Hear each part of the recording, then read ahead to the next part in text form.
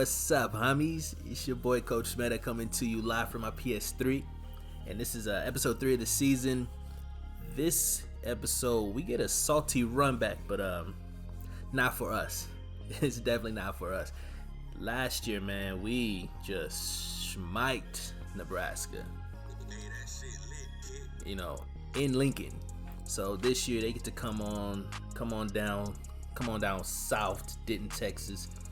AKA, I read in the newspaper recently, we're a suburb of Dallas? Nah, bro. College town, a couple of college campuses, we got 3 of them? Maybe even a 4th one somewhere, I don't know. But yeah, they got to come to Apogee Stadium this time. So, first thing we're doing this week, just taking a look around the country, see some stories going on. You know, North Texas is not the only team playing football in this series. But, now we're back on our freshmen introducing the young men, because I want to, you know, not just, they're not names and just players and a number. Nah, man, these are little kids, man. These are 18 and 19 year olds. So we're gonna give them each the due, you know, kind of introduction to what's going on. So Jay Todd here, right tackle. We redshirted him because, you know, he's not there yet. You know, we want him to be there for 4 years. Some of these guys I recruited may only be 3-year guys. Like, we might lose them after redshirt sophomore season with this past recruiting class. This will not be one of them. I kind of expect him to be a right tackle for us, you know, especially junior, senior year. Just somebody high awareness, very reliable. That run block maybe in the 90s. We'll see. But so there's Jay Todd, Tecumseh, Oklahoma. The next kid we'll take a look at, Brian Christian, 6'7", 271 pounds, Conroe, Texas. Now in this game, it's meant, I feel anyway, for 4-3 defenses or 4-man fronts. You know, so it's really hard to recruit the defensive ends in a 3-4 scheme. A lot of times I'll get athletes or I'll move a DT over. Problem with doing that is the awareness will be really, really low. But this kid, I think he was an athlete. We converted him. He fits a lot of what we want in our 3-4 front guys, which is he's not light and he's long. You know, he's 6'5". I like size. We're gonna try to do that, especially in our front 7. You know, in our back 4 or 5. I like 6'1", 6'2" guys. But up front, you know, I like the long, rangy guy, the guy who can, you know, set the edge and then grab a running back who's trying to get to the edge, you know, that type of stuff. And so that's what he's going to do for us. You know, he was redshirted, a lot of guys in front of him. This last kid, Matt McNeil, he's inside. I wish, you know, another 10 pounds or so. I like my DTs in my 3-4 scheme to be, you got to be at least 300 pounds. You have to, because you're taking on double teams. Some cases, you know, we walk our linebackers up and try to create a one-on-one with the center or the guard, but for the most part, I like, you know, the big kids, the strength, the block shed. He's got the strength. We'll see what that block shed and those tackles and those power moves and finesse moves do for us later on. But yeah, that's a look at some of our guys. It wasn't just offense we recruited. You know, we got a pretty good class all around. It was pretty balanced. So Nebraska comes into the game. As you can see, their roster on paper is stronger than ours. They're ranked number 11, but Herb Street has us favored, which is weird. I can't remember how long it took him to pick us to win these games, but it is what it is. We're getting those conference championships numbers up for the program. Nowhere near close to Nebraska. They're blue blood, man. And actually, I'm thinking about doing a series where I take schools like USC and Nebraska and you know, some of these schools who had long runs of success who just recently have not been there, you know, and I want to rebuild them in the mold that they used before. So like, especially the Nebraska one, which I will be doing. I'm gonna try to get them to play like the, you know, especially like the 90s Nebraska teams, you know, that triple option power, all run game, the strong defense. I'm gonna try to build that, but right now we're really trying to build North Texas, which is my hometown, college, university, into a national power. And I think this is the season we can get into a national championship game if we win out. We are in the Big 12, But what we're gonna have to do is no slip-ups. You know, we cannot afford, you know, the random Tulsa game, the random Florida Atlantic game. We can't afford that this year. So we'll see. But Henry, man, he's not gonna have the same kind of year this year as he had last year because we're running the ball a lot, and it means he'll have bigger yard per catch numbers, but he definitely won't have anywhere near the receptions. This game, like I said, I record these and then go back and view them and then do the voiceovers. We could not stop the run. It was not a good run game defensively for us. It didn't matter. These first two plays, especially, you know, they come out and they gash us back to back plays, and it was a theme. We were committed to forcing them to complete stuff underneath. Luke McCaffrey, he's gonna have to prove it to us. You know, he's gonna have to prove he can throw the ball accurately downfield. So far, we're doing good. They ended up stalling out and missing the field goal, and we do what we do. When we come out, it's a lot of inside zone, a lot of zone read, a lot of bubble screens, a lot of tunnel screen, you know, just a lot of short, high percentage throws that sets up the big stuff. But our first drive stalls as well. I thought I go to Sim to get the field goal attempt. Mr. Bean throws a touchdown. So far, the football gods are on our side. Once again, you know, I didn't show it, but they pretty much gashed us their way all the way down the field. We ended up stopping them there, holding them to 3. They've got the ball back, and they're doing what they've been doing again. Like, this kid just, like, he ran for a lot of yards, but they would stall. They would get, you know, past the 40-yard line, and then they would stall. So, you know, finally, you know, we've also been doing a lot of 3 and outs. You know, don't get it twisted. It took us a while to get going. John Hawkins has had quite a season so far. Mr. Bean, who I think he'll be a Heisman candidate sooner or later. This play, don't do this at home. Don't do this. This shouldn't have worked. And when it did, I was like, thank you. I guess I must have been doing good deeds all week or something.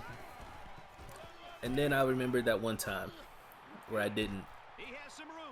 And yeah, we're not catching him. Spoiler.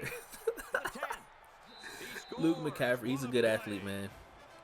He's a really good athlete, and he proved it. So far, I think they've already ran for over 200 yards on us, and we're halfway through the second quarter. But we noticed that they're in this cover 2. I don't know who they were spotlighting. I think it was Henry and Simpson, he's reliable, just old reliable for us. Gets open down the sideline. The safety doesn't even see him. Run D. In our 3-4 scheme, I like to control wood.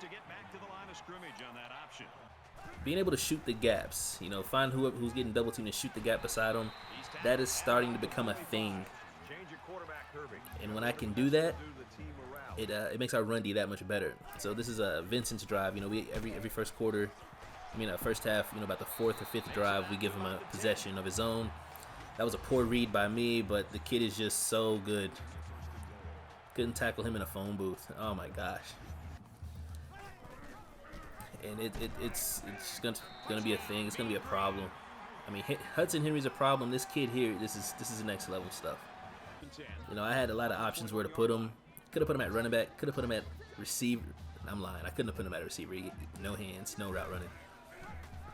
But he's gonna be a big for us, and it helps because right here, man, Jason Bean goes down. He does, bro. And that sucked. But like 2 plays later, I'm reminded why having depth, you know, the next man up mentality is the best feeling in the world. That was another poor read by me, man. That was supposed to be a give. The veer, it's hard to run. You got to practice it.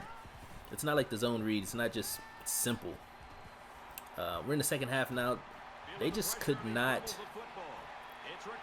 do anything outside of run the ball, you know. And when I committed to stopping the run, and they were in these passing situations, it just was not good for Nebraska at all. And the route was on, bro. Like that turnover, giving us the ball, about the 30, 25, 20-something yard line. And we were able to convert that a couple plays later. Once again, Galloway's still in the game, but Bean does come back. So that was good because, you know, I like Galloway's talent, but he's got low awareness, low accuracy. His inconsistencies would show if he were required to be the dude all the time. You know, Bean, he's got the awareness, he's got the accuracy, he has that, he doesn't, you know, just the composure, you know, that you get from being a starter for multiple seasons. Once again, Simpson down the sideline, cover 2, busted. Hey man, Nebraska's game plan, they played a lot of cover 2, and at first it was kind of stifling me because it was taking away my PA bubbles and PA wide receiver screens. But you know, when we wanted to attack it, we were able to. Here, Galloway, just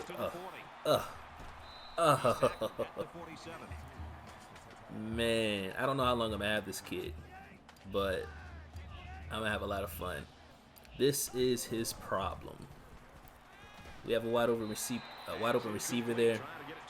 It would have been a tough throw. Don't get me wrong, but Bean would have made that throw. And so, you know, we'll see as the seasons progress, as you know, year after year, what we can really do with him. Is he just an option guy and he's gonna end up being an athlete, or not? But they get a cheap one. It is what it is. We dominated this game, man. Like, just looking at the stats, they ran the ball. They ran the ball really, really well. They could not pass the ball. I think this is our second game where we held an opponent under 150 passing. It's just been really, really good defense by us so far. The offense has been kind of hit or miss. Last week we were not very good offensively. Yeah, we had numbers at the end of the game, but I don't like having big numbers as a result of a bunch of big plays. I like being able to drive the ball down the field.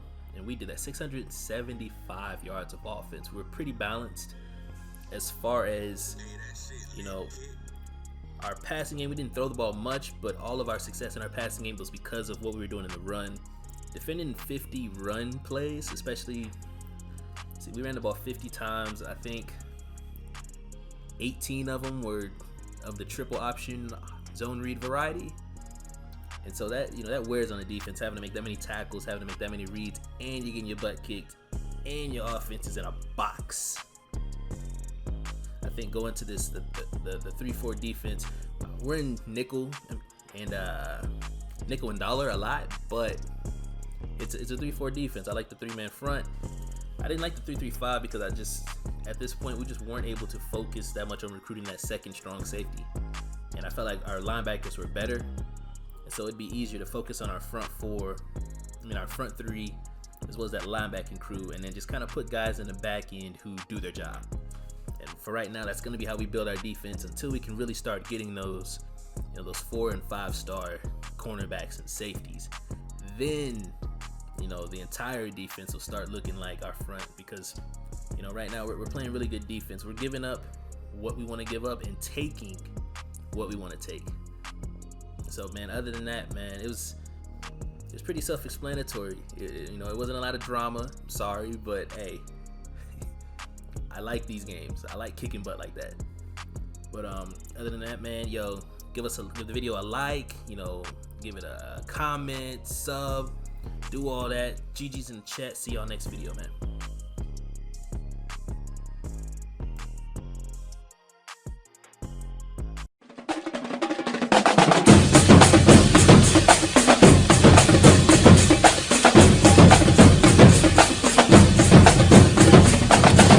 Look at me. I am coaching now.